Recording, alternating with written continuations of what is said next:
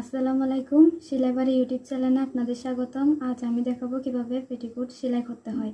তাহলে চলুন শুরু করি। এই যে আমরা কোমরের এই 12 ইঞ্চির যে কাপড়টা আছে সেটা নিয়েছি কোমরের অংশ, আর এখানে 6 ইঞ্চি যে কোমরের অংশ কাপড়টা আছে সেটার সাথে এই কাপড়টা যুক্ত করব। একটা কথা লক্ষ্য রাখবেন যে এই 12 ইঞ্চি কাপড়টা যেন সোজাই থাকে, আর এটা যেন উল্টা বাজে বাজ করা থাকে, তাহলে সেলাইটা ঠিকভাবে হবে।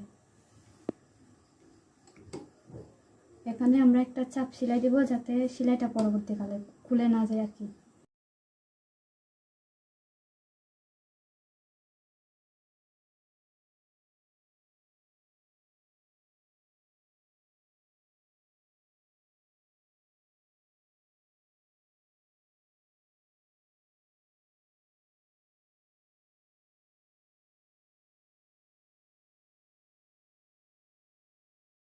আপনারা একটা জিনিস লক্ষ্য রাখবেন যে অনেক সময় কাপড়ে দেখা যায় যে সেলাই করার সময় এখানে চলে আসলে সেলাই এতটুকু আসলে অনেক সময় কাপড় একটা লম্বা থাকে আর একটা বেটে থাকে। তো সেক্ষেত্রে আপনারা একটা কাজ করতে পারেন যে যেটা লম্বা বেশি হয় সেটা একটু লুজ করে ধরে, আর যেটা খাটো হয় সেটা একটু টেনে ধরে এভাবে রেখে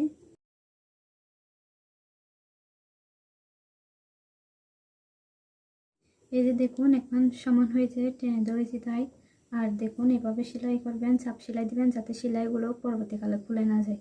আপনারা দেখুন এটা সেলাই করে ফেলেছি। এখন এরকম 12 ইঞ্চি কাপড় কোমরের মাপে আরেকটি কাপড় আছে, এই যে সেই কাপড়টার সাথে এরকম একটা 6 ইঞ্চি কাপড় কোমরের নিয়ে এভাবে এখন যেভাবে জয়েন করেছি সেভাবে জয়েন করতে হবে। আপনারা দেখুন কিভাবে জয়েন করতে। দেখুন দুনো অংশে আমি সেলাই করে ফেলেছি এখন, কারণ আমি এই কাপড়টা উল্টা করে রাখতে বলেছি, কারণ এই যে সেলাই করার পর দেখেন সম্পূর্ণভাবে সোজা হয়েছে সবগুলা, সে কারণে এটা উল্টা রাখার কথা বলেছি। আর এই যে দেখুন ঠিক একইভাবে এটা আমি সেলাই করে ফেলেছি। এখন এই পার্টটার সাথে আরেকটা অংশ যুক্ত করব।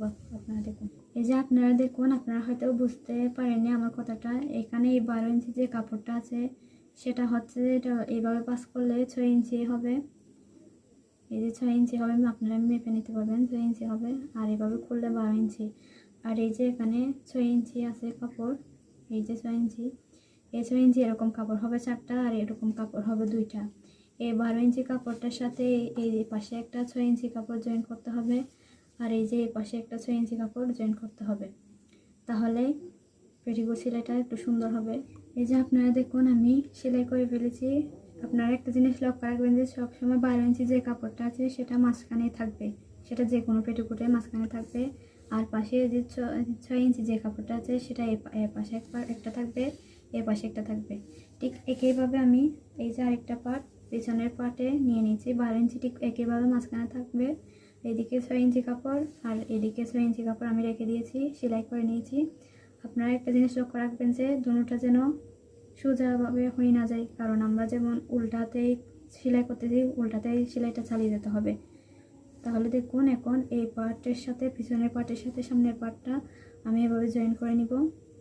উল্টাতে উল্টা ভাঁজে জয়েন করতে হবে। এই যে দেখুন আমি এই জয়েন করে ফেলেছি, একটার সাথে আর একটা সামনের পার্টের সাথে পিছনের পার্টটা আমি জয়েন করে ফেলেছি।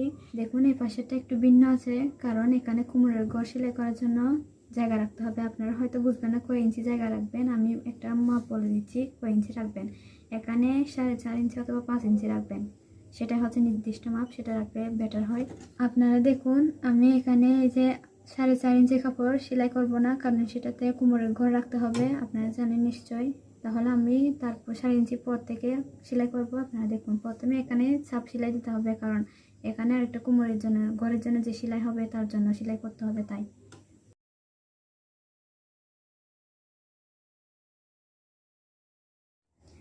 দেখুন আমি এই যে সেলাই করে ফেলেছি, যে 4 ইঞ্চি কাপড়টা রেখেছি সেটা কোমরের ঘরের জন্য। এখন ঘরটা করবো কিভাবে করবো দেখুন, কোনোভাবে কাপড়টাকে সোজা করা যাবে না, এই উল্টা ভাঁজে করতে হবে সেলাইটা। আপনারা দেখুন কিভাবে করি।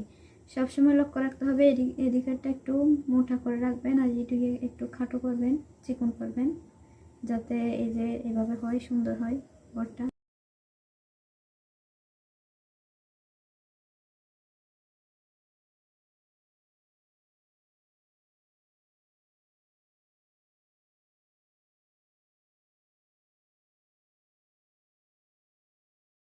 দেখুন আমি এখানে এই যে 2টা সেলাই করেছি। আপনারা চাইলে যেভাবে ইচ্ছা সেভাবে সেলাই করতে পারেন, একটা চাইলে একটা দিতে পারেন, সেটা আপনাদের উপর ডিপেন্ড করছে। এখন আমি কোমরের পট্টি যেটা আছে সেটা এই যে উপর লাগাবো।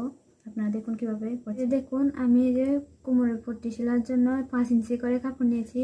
সব সময় সব কাপড়ে আপনারা আগে কোমরের পট্টিটা কেটে নেবেন, তারপরে নিচের অংশটা কাটবেন। 5 ইঞ্চি করে আগে কোমরের এই যে পট্টি যেটা সেটা কেটে নেবেন। দেখুন আমি এখানে কেটে নিয়েছি। দেখুন এইটার সাথে এটা আমি এখন জয়েন করব। এই যে এই অংশের সাথে এই অংশটা এখন জয়েন করব। সবসময় 5 ইঞ্চি রাখবেন, 5 ইঞ্চি থেকে কম রাখলে কোমরের পট্টিটা একটু চিকন হবে, সেটা একটু লক্ষ্য রাখবেন। দেখুন এখানে যে কোমরের ঘরের জন্য কাপড়ে যেভাবে সেলাই করেছি ঠিক একইভাবে এই ভাঁজে এই যে কোমরের যে পট্টিটা নিয়েছি সেটা সেলাই করতে হবে। এইটার সাথে এটা যাতে জয়েন করলে একই হয় সেলাই, সেই কারণে।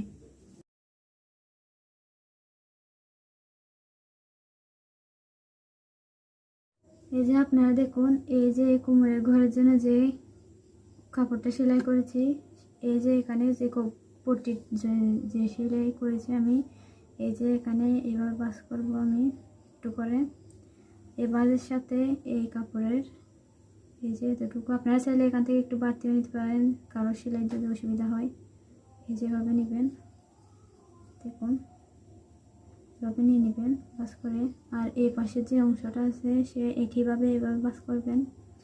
এই যে বাস করে নিয়ে এই যে এই বাসের সাথে এই বাসটা মিলাই দিবেন এভাবে। তাহলে দেখুন এটার সাথে আর এটা কি সুন্দরভাবে মিলে গেছে। এই যে দেখুন আমি এই যে বসাই দিয়েছি সুন্দর করে বাসটা। এখানে একটা চাপ সেলাই করতে হবে যাতে কোমরের সেলাইটা যাতে খুলে না যায় পরবর্তীতে। দেখুন দেখুন এই যে বাসটা আমি বসাইছি। দেখুন এখন আমি একটা চাপ সেলাই দিয়ে সেলাইটা শুরু করব।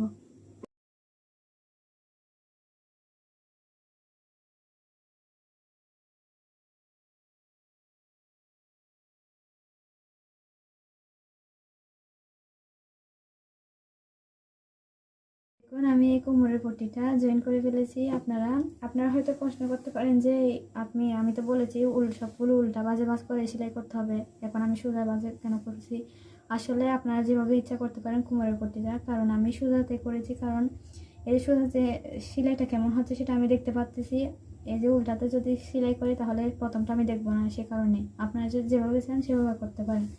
দেখুন আমি উপরের অংশের কাজ এখন শেষ হয়ে গেছে সম্পূর্ণভাবে। এখন আমি যে কাজটা করব সেটা হচ্ছে যে এই যে নিচের অংশটা এভাবে উল্টো বাজে বাজ করে করতে হবে। সেটা এই যে বাজ করে নিব 1 ইঞ্চি পর্যন্ত বাজ করতে পারেন, আপনারা যেভাবে পছন্দ করেন আর কি। এই যে আপনারা এইভাবে 1 ইঞ্চি করতে পারেন, অথবা অনেকে চিকন ভালোবাসে, অনেকে একটু মোটা করে ভালোবাসে, যার যেমন ইচ্ছা আর কি। তো আমি এখন নিচের অংশটা সেলাই করবো, আপনারা দেখুন কীভাবে সেলাই করি। দেখুন আমি এখানে এই যে আপনারা চাইলে এই যে একটু করে বাজ করে এই যে 1 বাজে ফেলতে পারেন, অথবা 2 বাজ করতে পারেন, 1 ইঞ্চি করে 2 বাজ, আপনার যেমন ইচ্ছা হয় আর কি। এখন সেটা শুধু এই বাজটা যদি আমি সেলাই করে ফেলি তাহলে আমার পেটিকোটের সেলাইটা সম্পূর্ণ হবে। এবং দেখুন আমি কিভাবে করতেছি।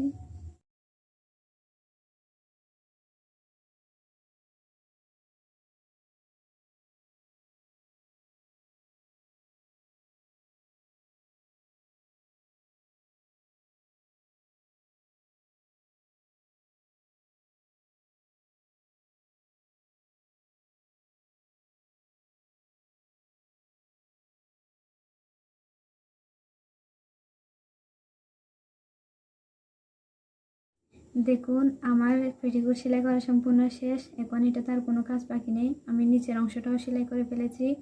এখন আপনারা আর কোনো কাজ বাকি নেই, দেখতেই পাচ্ছেন সব সম্পূর্ণ শেষ হয়ে গেছে।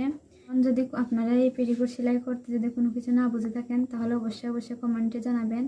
আর যদি আমার চ্যানেল নতুন হন তাহলে সাবস্ক্রাইব করবেন, আর যদি ভালো লেগে থাকে লাইক করবেন, আর বন্ধুদেরকে শেয়ার করতে ভুলবেন না।